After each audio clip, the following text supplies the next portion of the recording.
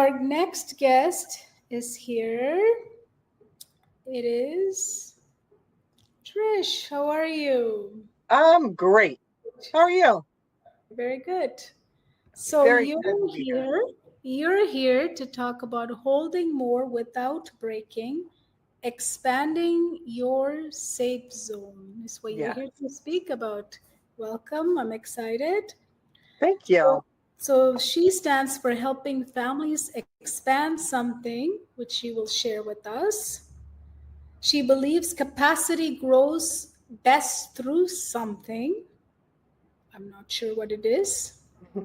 She is committed to teaching parents how to help their children. We will have to find out. And she is here to remind us that building capacity isn't. So listen up because she's All got right. answers I don't. Awesome. It's all yours. I'm really excited to be here. I've been listening to some of the previous speakers today. I hope you all have been getting some great tips, some information that will help you with whatever situation you're dealing with in your life. There's been a lot to offer, and I don't think it just applies to parents and children. It's if you know any children, if you have children in your life, or if you had a rough childhood. I heard you, Kohila, mention talking about growing up as a in an alcoholic family, which I too did. So a lot of these things that I've learned through my coaching practice and my coaching classes have really helped me personally. So I think it's really for anybody. But I was going to start with some breathing, but I feel like I've watched the last few speakers and everybody has already done that. So I'm just going to do what I actually do in my classroom. I'm still a teacher. I teach at a dropout prevention high school, and I'm on the go a lot. I'm busy. I actually taught today and came home for this speech. I like to do two really big breaths where I breathe in deep all the way in, and then I breathe out for 5, and then really try to breathe out a few more to clear out my diaphragm and feel like my diaphragm is hitting my spine. I actually learned this in Pilates. I'm going to do those two breaths, and you're welcome to do them with me. They might be more for me than for you right now, because I've been rushing around all day. So we're going to try this. We're going to breathe in for 5 and then breathe out and then breathe out a little more. Here we go. 2 breaths. Breathe in, breathe out, and a little more out. And then one more time. Breathe in, breathe out, and a little more. And that is honestly my quick breathing technique at my desk when I'm stressed. Just let me have a minute to have 2 breaths, which I can do very quickly. And that's also how capacity grows in people. One deep inhale and exhale at a time. So we live in a place in time now where we are rushed. We are we have pride in how much we have on our calendar, how much we're doing, all the things we're doing, and what we're getting done. And we're checking off boxes of lists, and then we're going to bed completely depleted, exhausted, because we don't really have the capacity to be doing all the things that we have on our checklist to do. And everywhere we are in society, once you do something, you're expected to do more. So if you think about at your job, you completed some work. Okay, great. Here's your next thing, and your goal's just gotten higher. You're playing a video game. You reach a certain level, there's no stopping and celebration. You're on to the next level, and you got to beat the next level. It's like that in school as well. You finished one thing, here's the next thing. You completed that test, great. Here's a study guide for the next test. Let's start the next lesson. It's constant going. But then you see people who are really successful at this, or at least they seem to be, right? They keep moving. And it almost feels like they're doing all these things. They don't seem to be stressed out of their mind like I am. Like, what's their secret? What are they doing? Do you ever feel like that? Like other people who are like, seem like they got it going on, and you feel like, I don't understand how they do all this and aren't crashing and burning and yelling at their children. Do you ever feel that way? I know I feel that regularly enough that it sometimes bothers me. I think, though, the secret to the people who get all these things done, supposedly, is that they aren't just checking off the boxes and rushing to the next thing. They're patient with themselves. They're not trying to finish one thing to get to the other thing, which is a lot of how we operate now, trying to finish this so we can move on. They're not trying to just move on. They're patient. They're not beating themselves over their setbacks. They're reevaluating what they're doing. They're turning their challenges into opportunities for growth. They're not seeing everything as negative. They're saying, how can I use this? How can I help myself with this? They're slowing themselves down to really understand their opportunities and reflect and stretch themselves and feel space and safe in their space. And I think that's really the secret to being able to be successful and being able to grow capacity, is that you slow down, and instead of checking all the boxes and rushing to the next thing, you slow down and you stretch safely. And that's where transformation occurs. It takes time. It takes reflection. It takes intention. It takes presence and the willingness and ability to learn from what you have just gone through, to reflect on your experience and say, what can I do differently? What can I do better? How can I adapt this thing? But people these days, we are not very patient. We are not patient with ourselves. We are not patient with other people. We're ready to move on. I want to tell you a little bit about myself. I've been working in a non-traditional setting at schools for a few decades now. I worked at a hospital homebound program where all the kids had mental or physical illnesses, and they were at home and in centers, and I went to their places. And for the last 7 years, I've been working on a dropout prevention high school. So I've worked with kids who have lots and lots of challenges, all kinds of challenges. And some of the hardest stories that you hear out in the world are the students who arrive in my class. What kind of student do you think comes to a dropout prevention school? Anybody have an idea what kind of student you might get at a dropout prevention school? They got in trouble for something, stealing, hitting people. Yeah. Some of them have gotten in trouble. Some of them have ankle bracelets. They're in the juvenile court system. Some of them have been removed from schools. Some of them also have been in the high achieving schools and burnt out, and they just couldn't take it anymore. They just couldn't take the pressure. So they thought of themselves as someone like highly academic. I'm going to go to this academic school and I'm going to go to college. And they just crashed and burned. And now they're at a dropout prevention school. And there's families that are in crisis everywhere now. They're everywhere. And the schools are big and can't really serve them appropriately and can't get them help. So that's another reason you find people at dropout prevention schools. Maybe they weren't trouble. Maybe nothing bad happened, but they're here because their life isn't working in a variety of different ways. And then they arrive in my room, and they come in my room, and I have literally no expectations. I don't look at their chart. I don't look up their stuff until after I've met them. I'll read their 504s and their IEPs after I've met them, not before. And I never look up their disciplinary track or their parent contact, all those things. I don't look at those things. I want them to come in.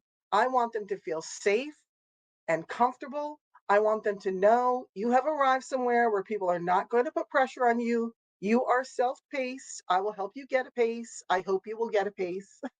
Not everybody even gets a pace. I have students in my room who, for the first 6 months, sometimes a year, just do very little. We just talk. And we talk about all kinds of things. And it takes a lot to get them to actually do any schoolwork because they're shamed. They're full of shame. They're shamed for what they've gone through. They're shamed of their family. They're shamed that they have left their school to become to a dropout prevention school. That wasn't their dream. They didn't see themselves there. And they have views about the school that really aren't true because of the idea that dropout prevention kids where all the bad kids go. That's not actually true. So they feel very shamed. They feel overwhelmed. A lot of it's from the pressures of school, but just from the pressures of the world. They also really feel like they don't have a lot of support in the world. And some of them don't. Honestly, I have foster children. I have kids who are kicked out of their home. We have students who are afraid to graduate because it means I have to move out of my home and there's nowhere to go. I don't have any money. I can't afford rent anywhere. I don't have any friends. I'm not going to be a roommate with somebody. So they sabotage their own graduations because they are so afraid of the next step and they have so little support. So they might be angry, checked out, defiant. They might be silent and numb, sitting in a corner hoping I don't speak to them. They don't see any purpose in school. But here's the thing. They show up. They keep showing up. So there's something about just being there. So the school year started this week. Ironic, I'm doing a speech on the week of school, which is almost crazy to think about. And I've met new students this week. And I was going to tell you about a student I previously had, but instead I'm going to tell you about a student I just got this week, because she came in and her brother had tried school and had dropped out, and then they were going to come back together. And she's very quiet, and she has a baby, and she doesn't really know how she's going to be able to work it out. And she's failed at all the schools because she has attendance issues, always attendance issues. So the way our school is structured, you have a morning shift and an afternoon shift. It's a 5-hour shift. You're self-paced. And we take attendance, but we don't just excuse people. Like, we don't drop people for attendance unless they've been gone for like weeks. We're very merciful with attendance. And I gave everybody my phone number so they can contact me after the fact, and so I can develop my relationship with them. So I sat with her. I just asked her a few questions about how things were, and just to try to get to know her a little bit.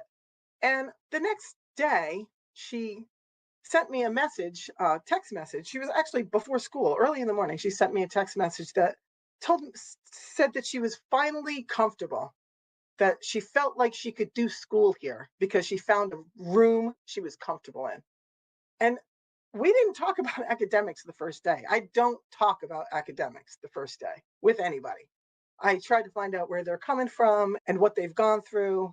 But the fact that they keep showing up, they've been called lazy. They felt stupid. They feel like they don't know anything. They feel like they are incompetent and they have no capacity to learn. So it's my job to teach them that they do have the capacity to learn, not just teach them earth science and history and government, but to teach them how to open their mind to be able to learn, to reconnect with their own creativity, with their own desires for life, to teach them that they are not lazy. You are not lazy. You are not stupid. You just haven't had the safety and the capacity. So my first priorities are comfort and safety.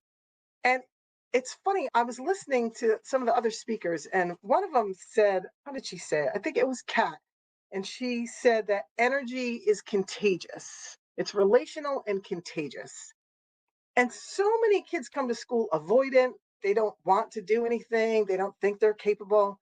But in my class, where I have this mission and passion to connect with them and show them like anyone can learn, you didn't have the right environment. You didn't have the right tools. You didn't have the right coach. You didn't have the right mindset. You didn't have the right nervous system, all these things. These are inside you. You have to reconnect with what you actually want. I help them make goals that are for them, that work for their life, not what the system tells them their goals should be. And I lead them to safety. And once they reach that, they find their own path and the way they want to do it. And we create what their system needs for them and their patterns. And what's funny about that, relating to it's contagious, is they've come from so much chaos, and our school is calm. So when new kids come and they come in with their chaos energy and they try to argue with me or debate rules or tell me, I don't want to put my phone away. I don't care what you say. And I'm like, okay, don't put it away. You won't get anything done. These are your goals. The rest of the kids in the room rise up to that. They do not allow for chaos in our room. They tell them, go out in the hall with that. Go call your mother. They send them out. I don't say anything.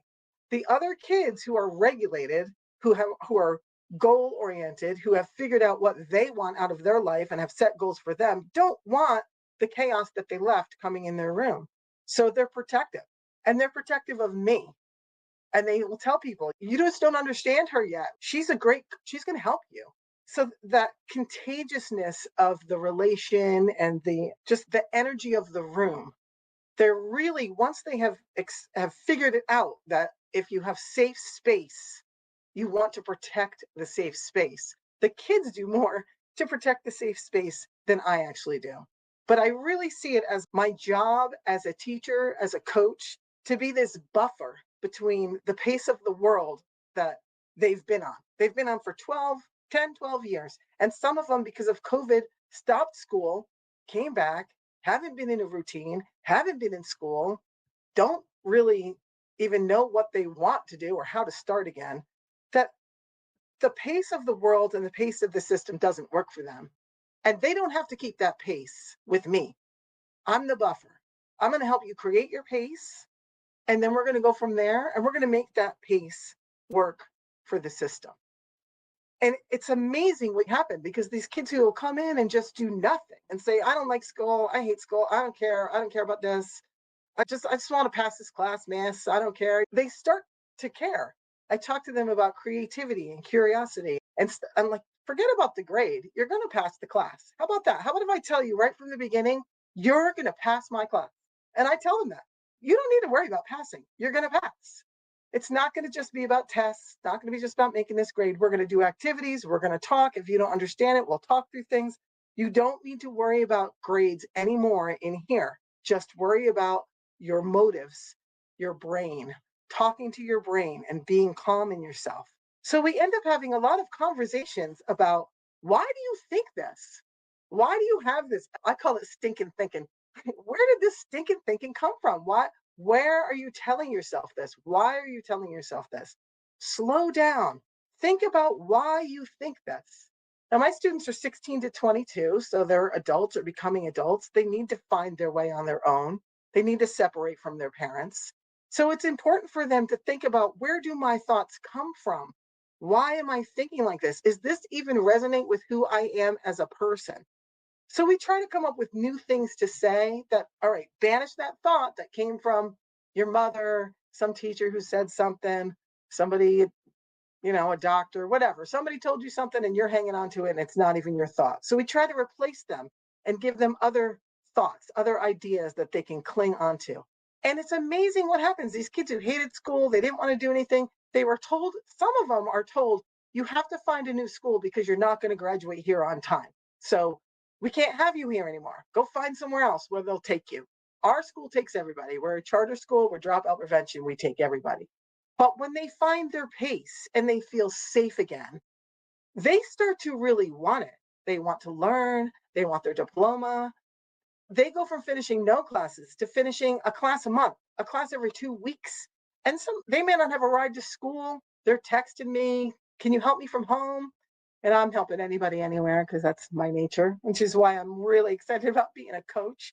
I can help people from not just in this classroom safe space I've created, but out in the world. But they come in survival, and I want them to thrive. I don't want them to just be okay in the system and get by and pass. And I want them to thrive and know that they can go on and thrive further.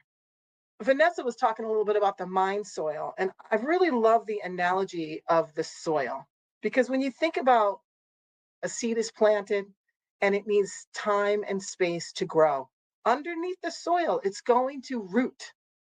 It just needs water and light and a little bit of tending so there aren't weeds, and it will root and it will grow and it will become something great. And you need to protect it. You need to water it, and you need to make sure it's doing okay. But you can't actually see what's happening underneath. You don't know what's going on down there. Just like you don't know what's going on inside a person. You have no idea. And they don't need pressure. If you take the seedling that you have and you start ripping out all the weeds around it aggressively, you'll rip out the seedling along with the weeds.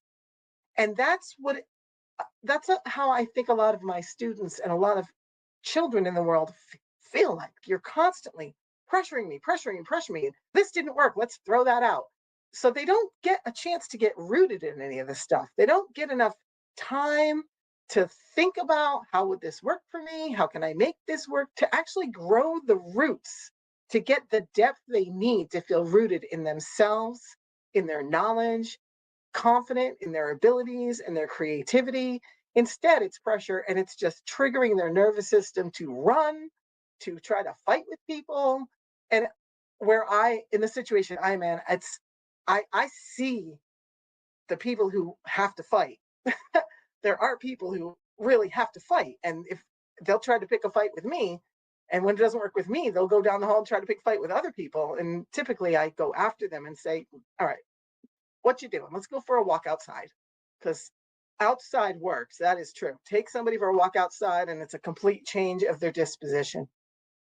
So ways that we can really help children and ourselves to get to this growth of capacity by minimizing is through like micro expansions. small, safe steps. Like I said, I let kids come in and they may not do anything for 6 months, literally. I'm not there on them, pushing them, do this, you got to do this, you got to finish this, you got to get these grades. I'm just talking to them. What are your goals? How do you see this playing out? How long do you want to be at this school? What's going to work for you to get some things done? Do we need to go meet the teacher of the other class so you can get a one-on-one relationship? Do you need me to facilitate something for you? It's these small little things. And then they start doing a little bit. Maybe instead of coming to school for an hour, they're going to come for 2 hours. Maybe instead of doing just reading a little bit and trying a quiz, and then I didn't do well, so I'm not going to keep trying. Maybe they try a little harder. Maybe they go a little further. It's all just baby steps. And once you build a few steps, you can build a whole ladder. And that's what they start to see. But the pressure to do, it's really, all of the adults are living that way. And that's what we're modeling. And it used to be, I feel like, I'm a child of the 80s too, Kohila, and I used to feel like the adults were like that. And I was like, oh, these adults are crazy. They don't even know how to relax and have fun. They just go. But now it seems that the adults expect the children to be the same way. And they can't. They can't do it. They can't be under this much pressure and adjust. They don't have the knowledge that we have. They haven't been through the things. They haven't grown. They're just seedlings, and seedlings need care, and they need space to grow and be on their own, not constant being told what to do and being pressured to do more and more. You just can't grow that way. So I really feel like children want to be understood and they want to feel rooted. And I think that creating a safe space and making it a more of a quiet, small step, a process can really work, because I've seen it work. I've seen it work in my class. I've seen it work now that I've started a coaching business. I've seen it work there. And if they can slow down like this, they can explore again. They can reignite their curiosity. And maybe they can stop hearing whatever they're hearing in their brain.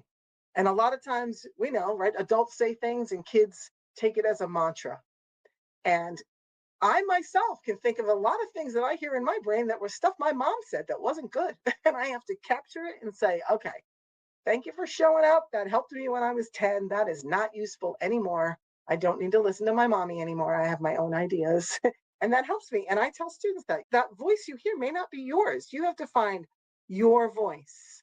And then you can figure out how to express your voice to others and make the system work the way it works for you at your pace. Because when you reach this place where they feel like they have ownership and autonomy of themselves, of their learning, magic things happen. They go from no pace to gazelle pace. They go from just surviving every day to thriving. They go from showing up with their head down and their hoodie over their head to coming in, hi, Mrs. Robichaux, how are you today? I'm going to do this. They come in telling me, this is what I'm going to get done today. So we can't grow this capacity by pushing. We have to hold the soft, safe space. And I'm saying that as a teacher who's in a classroom every day with 50 or more kids. And that is how I do it. I hold safe space. I'm not at the mercy of a curriculum like a lot of teachers. I have a lot more freedom than a lot of teachers. But I feel like you could bring this into your existence no matter where you are. If you're working with children, you can just talk to the child about what's something they haven't realized before and that you're now thinking of because you're able to have time to think. What's something that you really enjoyed doing when you were little that you just quit doing because it was just, you didn't have time for it anymore?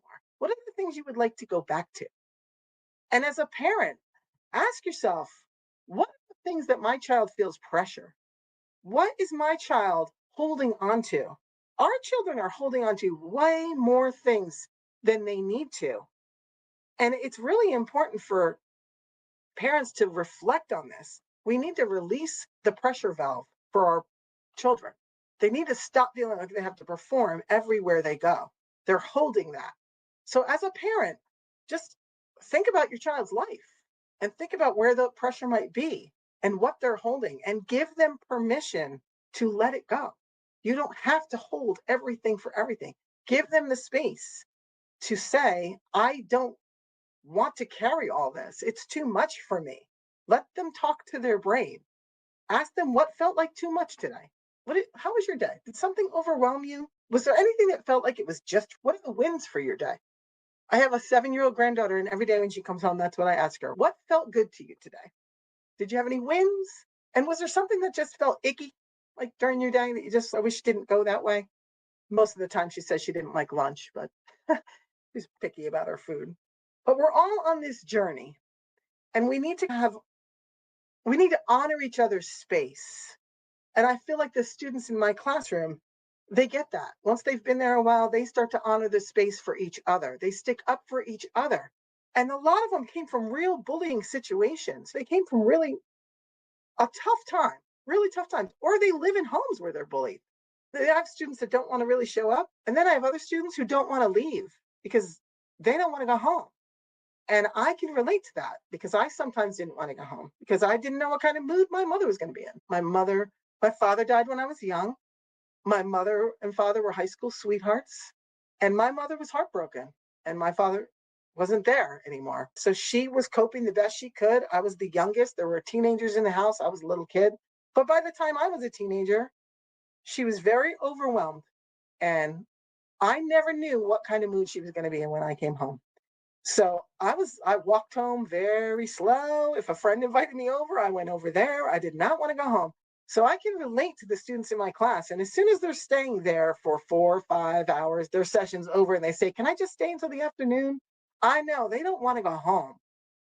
And if you don't want to go home, you're not going to learn.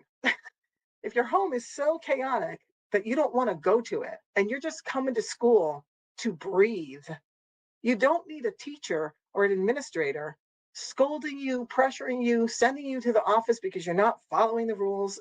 It's not going to work.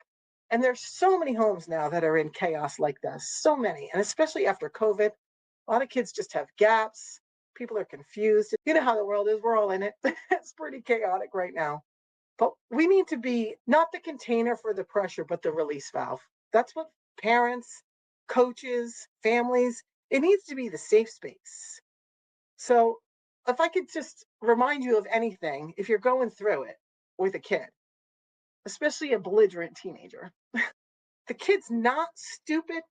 He's not lazy. He's not defiant. That's not what they're trying to be. They don't understand their way in the world, and they haven't had anyone show them. And that's what they need. And when they get that, when they get someone who just takes the time to say, you don't have to rush, we'll take it at your pace. I'll help you through this. Talk to your brain. Talk to me about what you're thinking, what you're feeling. Let me help you. Their capacity grows enormously. They figure things out. They have ideas. They're come back to themselves. And it's really a beautiful thing to see. And because I've seen this so much, I want this for the world. This is how it should be. It's emergency status for me. I don't know how else to say it. I work with these kids every day, and I meet new ones every day, and some just don't come back. And then I wonder about kids who haven't come back, honestly. And I don't want kids floundering in the world as they are. And I think with social media and the technology, parents don't know. They don't even know how to keep up. They don't even know how to. They think they put a tracker on their kid's phone, and now they know where the kid is and what the kid's doing. And they don't know anything. My kids, they leave the tracker in the school parking lot, and then they go to Wawa and Chick-fil-A and eat and hang out. So the parents are like, no, they're there. No, they're not here. You don't, really not here. So we give so much time to like where they are physically, but their brains are just open to the internet and feeling pressure from adults who don't connect with them, and they're lost. And it doesn't take much to turn it around. It really doesn't. And it doesn't even take as many words as I've spoken right now are way too many words for a child and a student. It just takes a few words, and just be there and give them time and space to think and respond. The pressure to answer. It's answer me now, I'm moving on to the next kid. That's not how this all works. Yeah, absolutely. I love the work you're doing. It's so important. As you said, this is emergency. It is emergency. It is an emergency. We It all really is. We all have to step up. You're saying the extreme side of it, but we don't even have to go there. There's a emergency for even kids who are going to school and they're not in your program, in the regular school, Absolutely. because of all the invisible dangers, and we just think that they're mature enough to handle. And then we had something called COVID, and we never really helped them. We just say kids are flexible, aren't they? Yes. Aren't And they? the way I work at my school, I got a new student yesterday who hasn't been in school in 4 years, and she's 20 and she wants to get a diploma. So you do age out at some point. So she now has to do 20 classes in a year and a half, but she's wants it.